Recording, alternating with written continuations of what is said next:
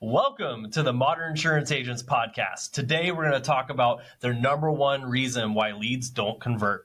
Welcome to the Modern Insurance Agent Podcast. We're your hosts, David and Al Denning. What happens when a millennial couple dives headfirst into the insurance world, scales $1 million remote business, and decides to share the journey with the world? You get the Modern Insurance Agent. Here, we reveal the messy, magical, and sometimes hilarious realities of building a business and a life you love. From traveling the globe to building remote teams. Yes, even working remotely on top of a mountain in the Philippines. We're sharing insights, strategies, and plenty of laughs to help agents and entrepreneurs succeed. Because, let's face it, success isn't just about hitting numbers. It's about designing a life that works for you. So let's dive in and build something extraordinary together.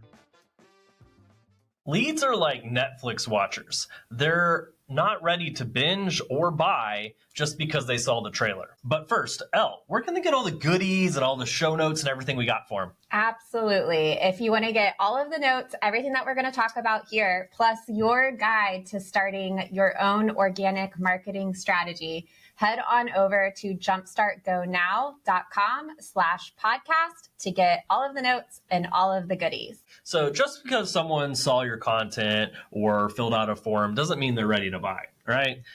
That's like watching a Netflix trailer and then jumping to the series finale. I mean, who does that? Like, what would be the point even? Yeah, absolutely. Your leads are like at episode 0. Like they haven't, like you said, they haven't even watched that trailer yet. And a lot of times agents are jumping right to the end. They're trying to show them that finale. And if that happens, if you just watched the trailer and then you went straight to the series finale, you would be lost, confused, and lose interest. I mean, literally, it'd be like the show Lost if you skip to the end of that show. Nobody would have any idea. I think people were lost during that show, maybe even, right? So most agents expect every lead to binge watch their content and buy by episode 1. They go straight to the finale, straight to the sale. But that's not how trust works, right? You don't, hey, hi, how are you? Cool, I trust you now, right? That's not really how that happens. So today we're going to walk you through the lead nurture journey by using one of our favorite metaphors,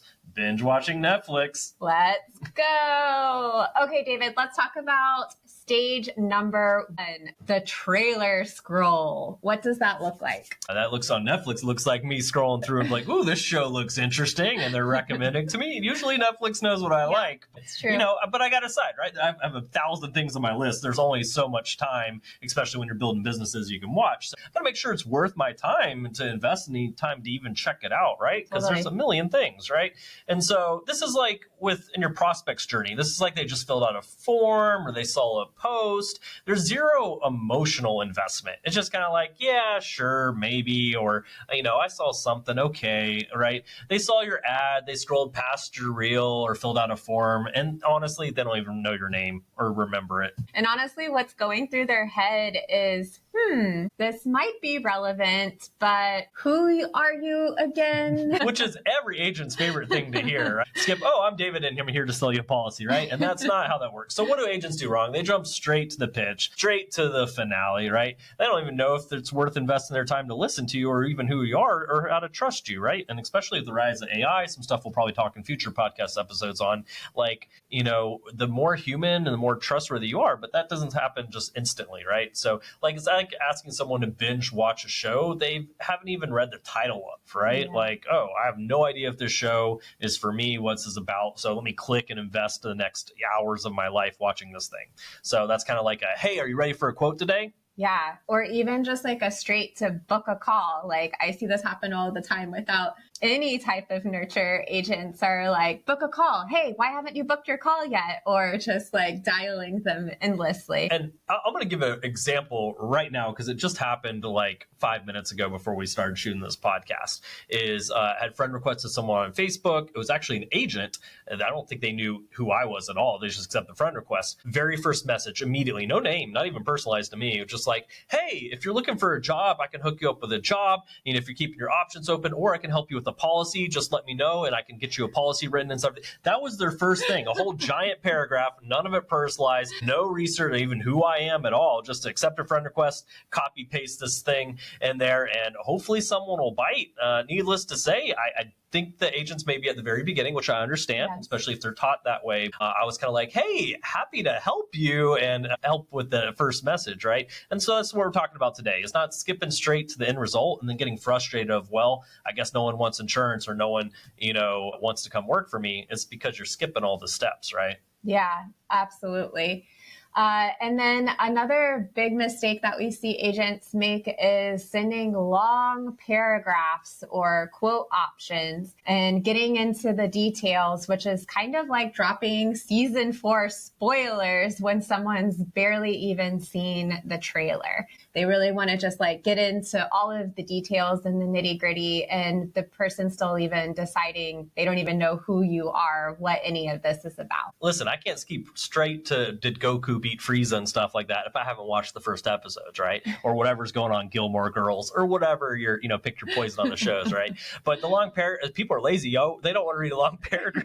No, especially about insurance options. Right? Like instead of a trailer, it's like, oh, here's the first 3 hours of the show. Figure out if you like it. No, give me the trailer real quick, right? Absolutely. So, I think the next thing too is they assume the lead knows who they are, right? That's in fact actually the message I just got was they're like, oh, you requested me, so I assume you wanted a quote or to work for me. Like, is that how a friend request works? Maybe Facebook changed overnight, but how I remember a friend request is like, oh, I wanted to connect, not hey, I'm looking for a job or an insurance policy. Unless Facebook or Zuckerberg changed that thing, I don't think that's how it works. I think a lot more agents would be using it if it was, right? And so, they don't, honestly. This is their first time hearing your name, your background noise right now. You're something they came across or scrolled. How many of the 1,000 things do you go through a day do you remember what their name was, what it was about? You're just like, I found this cute cat video. I remembered I wanted to show Elle. But that's about it, right? If you're a cute cat, maybe, but most of you guys are insurance agents, so you're going to have to work a little harder. So this is like if Netflix was showing you a trailer or maybe even like a new subscription streaming service that you are checking out. And before it even ends, that streaming service, Netflix, is forcing you into a subscription plan, or is just fast forwarding you to the finale of the show. You're not invested enough to say yes, you're just browsing. So here's what you can do instead. Yeah, you could ask me to dinner first before you ask for marriage, right? Yeah. We use that analogy too. But Netflix, subscribe and pay for this before you've ever seen anything on this platform.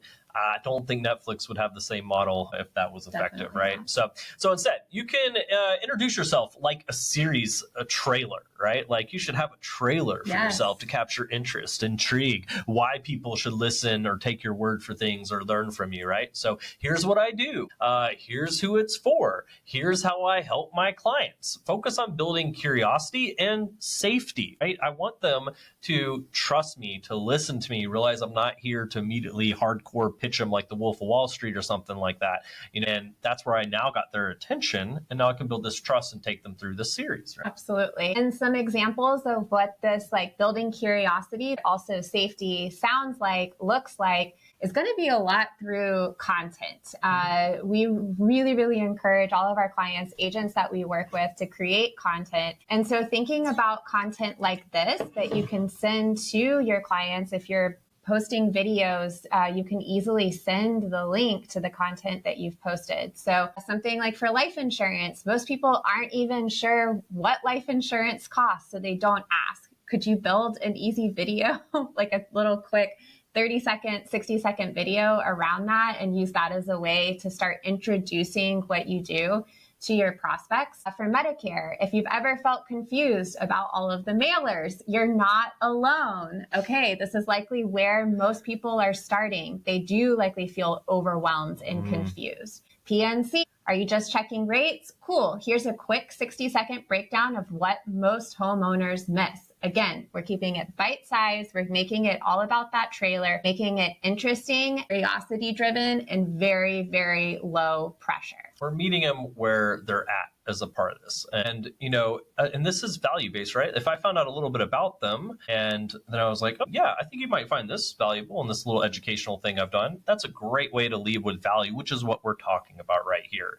Not I have kids. Cool. Have you bought a policy for your kids, a life insurance policy? No, we don't go straight for that. Like, hey, what are your kids' names? Okay, yeah, here's actually something I made a little bit about how life insurance can benefit kids and some things you probably haven't thought through yet that I'm happy to answer questions. Bam, like there we go, right? So if someone's on episode 0, don't send them to the series finale, guys. That's a takeaway right here. Meet them where they are, what we just said, right? And recognizing where they're at and meeting them there is the first step. So let's talk about the next stage. Cool. We've come off of completely cold, right? And that's what we've been talking about at the very beginning. They just saw a trailer maybe. So now they're on the first episode or 2, right?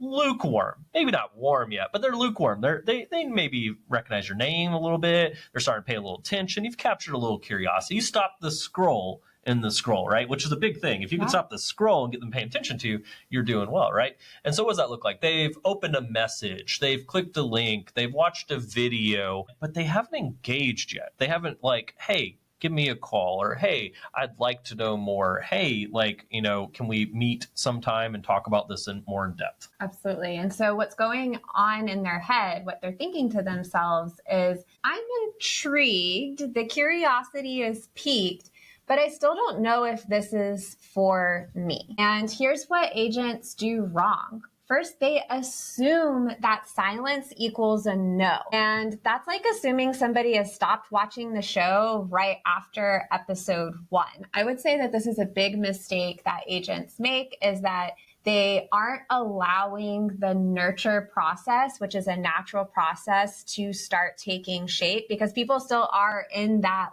not really sure what this is all about. They're likely not going to be very vocal through that process, but this is a great time to keep nurturing them, keep creating that content that's going to keep them coming back and consuming.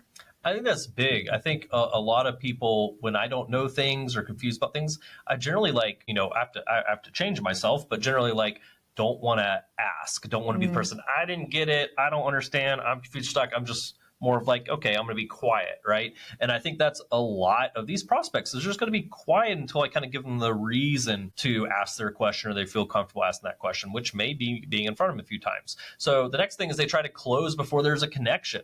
It feels like skipping the finale without building the storyline at all, or the investment into that. A finale and an ending means nothing unless I actually went through and knew the storyline and was invested in it, right? And so if I'm moving straight to a close, you're going to find a hard time, which agents do, when you move straight to a close and be like, man, I 5-10% close rate, it's rough out here. And it's because you're trying to skip straight to finale without doing the rest, right? And it's going to be really difficult if you do that. Yeah. And then also they send really generic messages that feel, again, like jumping to the close or jumping to the booked call. And it doesn't feel very personalized. Again, in this stage, people are intrigued, but they're still trying to decide, is this worth my time investment? Is this worth me pursuing further? And so you want to see as much as possible if you can tailor your messaging, the content that you're sharing to them about what you know about their particular situation, or based off of maybe if there's a specific product they've opted in to learn more about.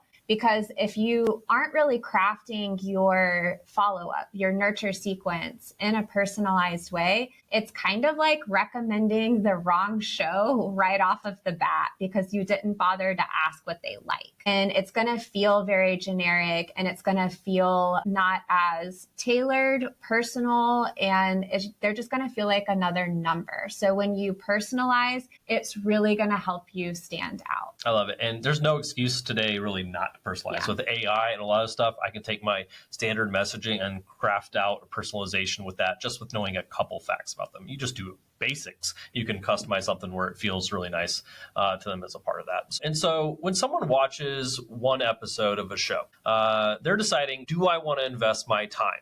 If the pacing's off, the story doesn't resonate, there's no curiosity, there's no interest, they're just like, what the heck? They'll bounce. Same goes for your leads. If I feel like, okay, this is just becoming a hard pitch, this person is not going to be someone I want to actually work with, I'll just keep searching. Or, you know what, after looking, it's probably not that important to me. They didn't really, sell me on why this would be important for me to continue learning about. I'm off. So what can they do instead? So instead, what you can do is you can share short value-packed content. Like, for example, here's what most people ask me when they're first starting out.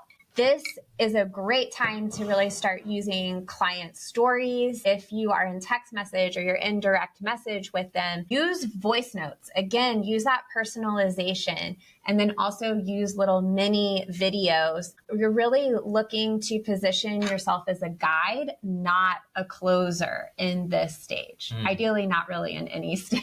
Yeah, exactly. And if you haven't read Building a Story Brand, we talk about that a lot. We'll probably do a separate podcast episode on that. But that, once again, highlights the importance of being a guide and not the hero, right? The client's the hero, right? Spoiler alert, right? And hopefully I didn't move to the finale too quickly for you guys on that one. So examples, right? So on life, it might be a client of mine saved $20 a month just by switching carriers without changing the coverage and just talking about some of the value provided, making it real for them, making it connect like, oh, okay. And Medicare side, maybe here's what most people get wrong about when switching plans, right? There's a lot that goes into that. I would love to know so I can avoid those mistakes. Or PNC, if you bundle but you don't review annually, you may be overpaying, right? Once no one wants to overpay on the PNC, I have to have it. I don't want to overpay for it. And this is really where your content and your follow-up are going to go hand in hand. You're building episode loyalty, not pitching. Really think about this. Think about what Netflix does so good with binge-worthy content. They create a story that keeps you invested, right? We want to do the same exact thing through our nurture process as we're warming our leads up.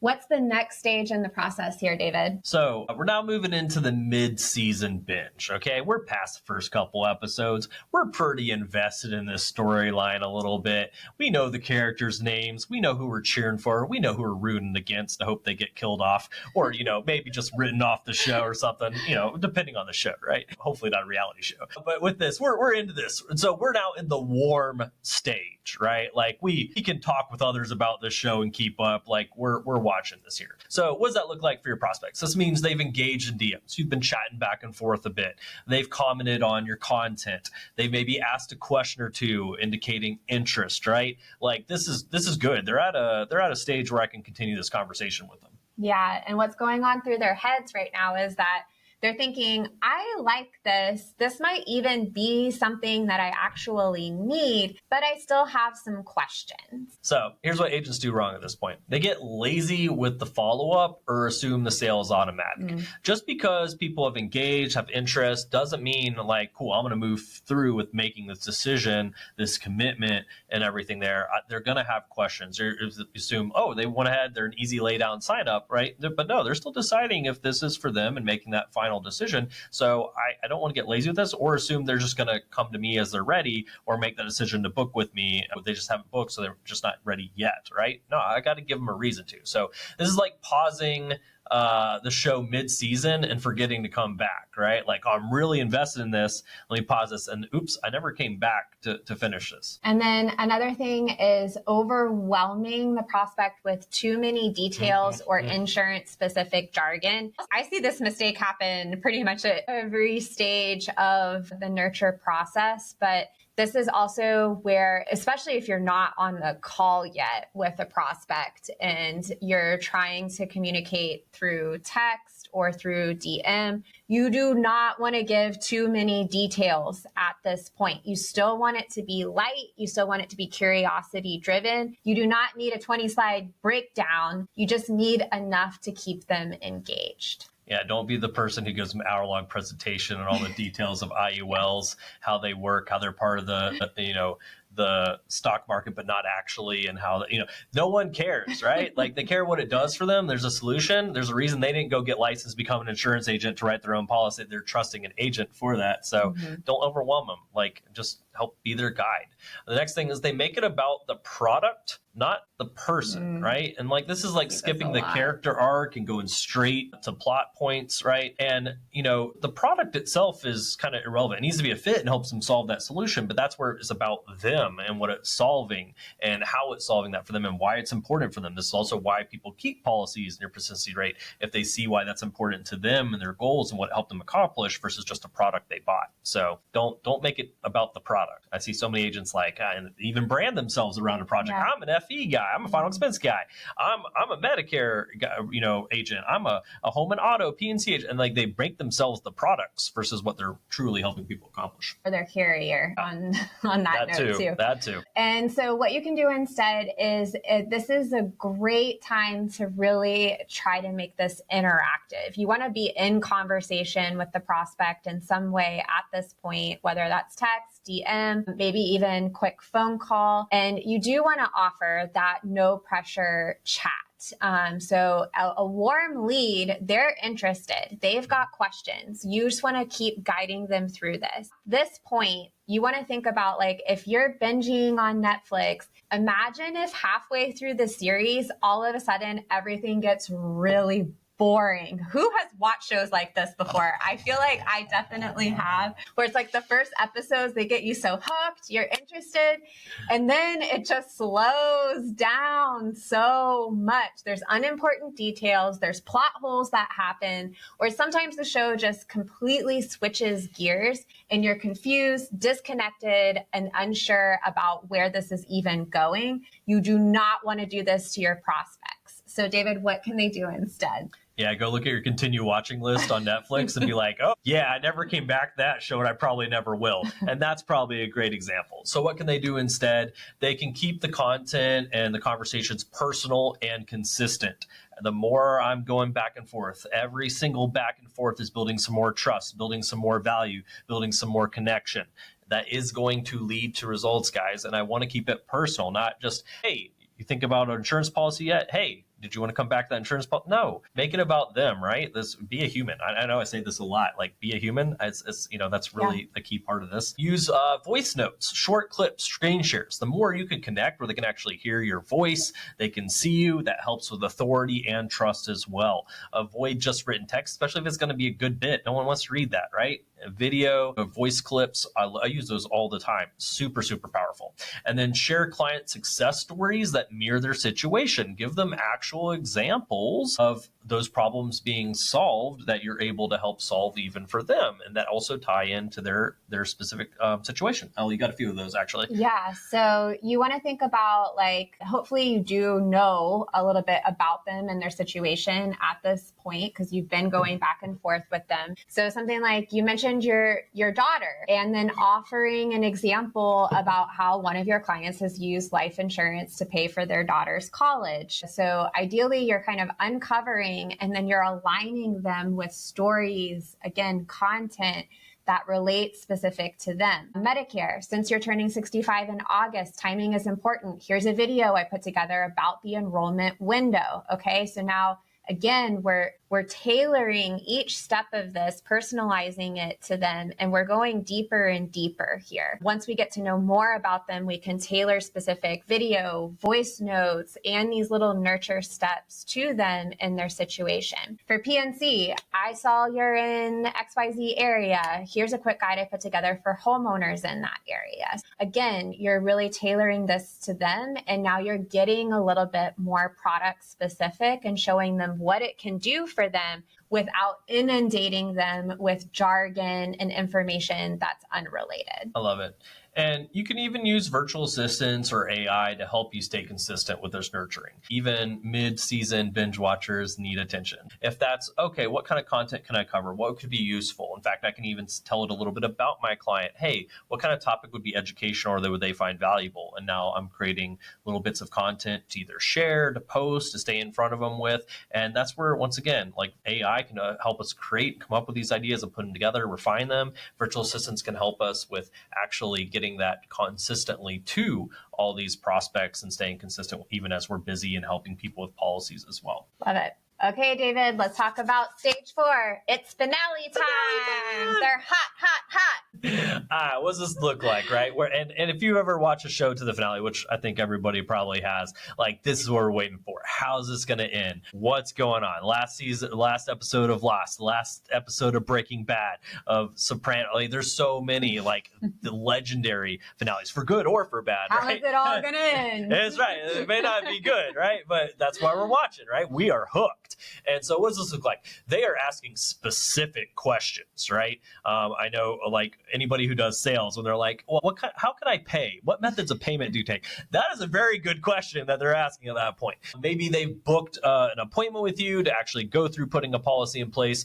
Maybe they're about to. They're ready to take action at this stage. This is action time. Absolutely. And what's going through their head right now is, I trust you. Okay. All of those little nurture steps, you creating this binge-worthy follow-up sequence, nurture sequence, has all led to the trust that they now have in you. Because again, you've been very personal. You have really curated every step of this process to them and their specific needs. So they are what we consider in the buying pocket at this point. And all they need to know is that this is the right fit for them right now. Okay. So the timing piece is really important with this. What do most agents get wrong in this phase? Yep. They get pushy or rush the close, right? Like, especially when you feel like they're right there anyways, they like forcing someone to commit to, it's like forcing someone to commit to a spinoff series before they finish the last episode, right? Like, I want to know how this one ends, what's going on here before I go invest into something else that maybe I won't like, right? And so the agents are going straight for that close of, hey, cool, let's talk about a policy. Cool, it's going to be this much, and here's how we put it in place, and we go ahead and start it today. Like, I haven't walked me through that or explained that, but I am interested, and they lose them. Yeah. And then on the other side of that, sometimes agents will just like put the ball totally in the prospect's court, and they'll just wait for them to take the next step. And the prospect might 100% be ready. They just need that little prompt or that confidence boost. Again, you're that guide. You're confidently showing them what the next step is throughout the process. Yoda is who you are, right? All right. So don't agents also start re-explaining everything instead of confirming the win. Like, things I've already taken them through, already explained. I don't want to rewind the whole show, right? Like, there's a reason we've had this nurturance ongoing conversation. I don't need to go, do you have any kids? No, I know, Martha and Betsy are your two daughters, right? Maybe, I don't know, I just came up with names, right? But, I should already know some of these things because I've talked to them and brought this up. Don't rewind the whole conversation of like, hey, life insurance is important. I know it's important. That's why we're talking. This is the conversation we've had.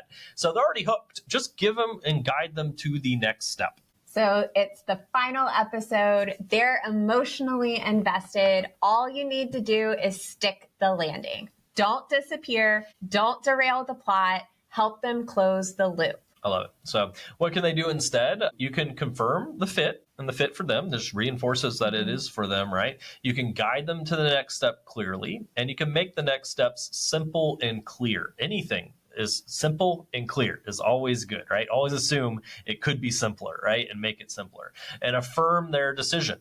You're making a smart move here. This is a great decision for you and your family, for example. Absolutely. And you want to layer in that urgency without it being high pressure. Things like, let's lock in that rate before your birthday for life insurance, for Medicare. Enrollment windows are tight, especially if you've had a whole conversation with someone, you know exactly when their birthday is. You've already educated them on enrollment windows, and you want to see what you qualify for. PNC, we can run the numbers today and get this switched by the weekend. Again, you're starting to pace them, and then you're confidently guiding them to the next step. The PNC one can add on so that you can use the savings for your vacation that you got coming up next month in Disney World, right? Now I'm really tied in, right? And the family, right? So the finale only hits hard if they were hooked all along. Otherwise, finales mean something. I just saw someone the last episode of Lost or Breaking Bad. It makes no sense to them. There's nothing, all right? You got to be hooked all along. So nurture is the binge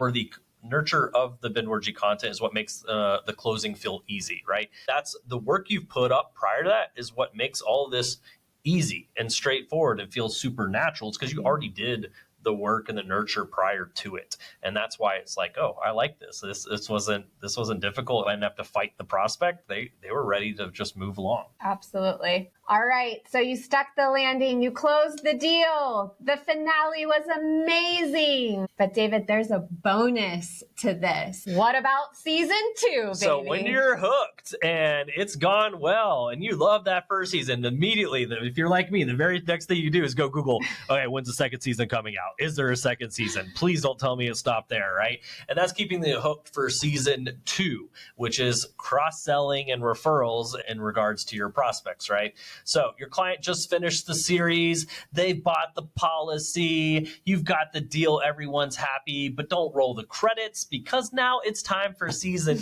2, right?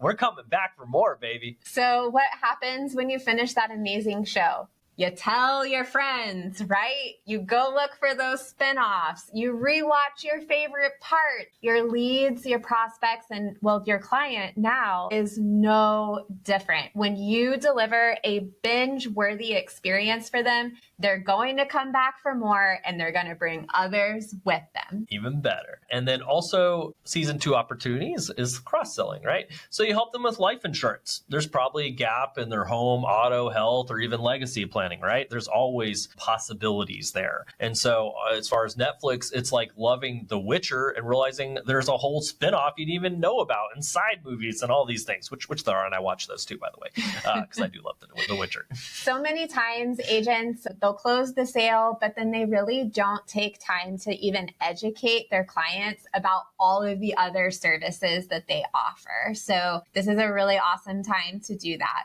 And then on the referral side, happy clients want to share. That's human nature, but they often forget unless they're prompted. Same for reviews. A lot of times clients would be happy to leave you a 5-star review. We simply don't ask for it. So you can ask something like, if someone in your circle is confused, overwhelmed, looking to save, kind of, again, you want to mirror whatever their situation is, would you be open to connecting? And you want to think about how many times you've said to your friends, you have to watch this show. People love to share what they love. Absolutely. So what do agents do wrong when it comes to this? They treat clients like a one season wonders. They got the policy done, on to the next lead. That show was great, on the next one, right? They never plant the seed for what else you can help with. So don't track or follow up on, they don't track or follow up on life changes that trigger new needs. And this is once again where I stay in contact, I stay in front of them, I see their content that comes through. Ooh, they're getting married. It's probably a good time to talk with them about a few things because that changes a lot of things. Absolutely. So what to do instead? Schedule a season finale check-in. So after you close that sale,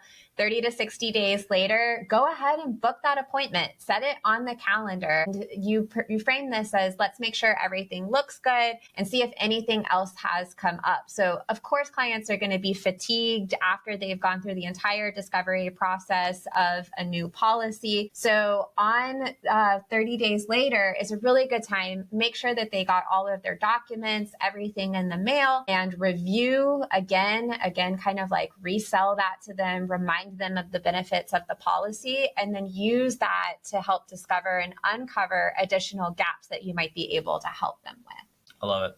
So create a season pass mindset, right? You're not a one-time vendor. You're a trusted guide and continued guide in the future as well, right? So the best shows don't just end.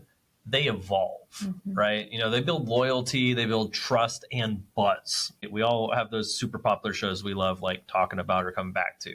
And the best agents do the same. If you create a binge-worthy experience, your clients will stay, refer, and buy again, which is what we all want, right? So, and that's kind of brings us full circle back, like, hey, how do I achieve these things? And it's through this nurture process that we discussed. Awesome. So just to recap us here, remember your trailer, that is cold. Most agents make the mistake of thinking that when their leads have opted in, that they're hot, ready to buy, they're ready for the finale. That's not true. They have just seen the teaser. They've just seen the trailer. So that's cold. Episodes 1, 2, 3, they're lukewarm. They're still deciding, is this worth my time? Should I invest all of this energy into this entire series? When they start binging and they're really hooked, they're really interested, now they're warm. And then your finale, they're hot, they're ready to take action. And do not forget that season pass mindset. cross sells, referrals, keep your clients still engaged with you, deliver an amazing second season with, again, amazing content. You continue to nurture your clients through social media content by creating value for them. Just because they've closed, they still have opportunity to refer new business over to you and to buy additional policies from you. I love it. Most agents lose the sale because they misread the episode their lead is on. They are pitching the finale to someone still stuck on the trailer, right? So go back through your last 5 convos, for example. Just an action step. You can go ahead and put this in place. And what episode are they on? And did your follow-up match that level of investment? Right? So go look through your conversations, who you're connecting with, who you're speaking with, and where are they at, and help take what we just talked about today to put that in place. And yeah, if it helps using that Netflix analogy, go for it. We want everybody to be binge watching you. Absolutely. And if you want a full breakdown of everything that we've talked about, of cold leads to hot leads to developing your season pass, remember, we've got the show notes and a full breakdown for you. Just head on over to jumpstartgonow.com/podcast. Give us your information there and we'll send over the resources to you. Thanks for joining us on this episode of the Modern Insurance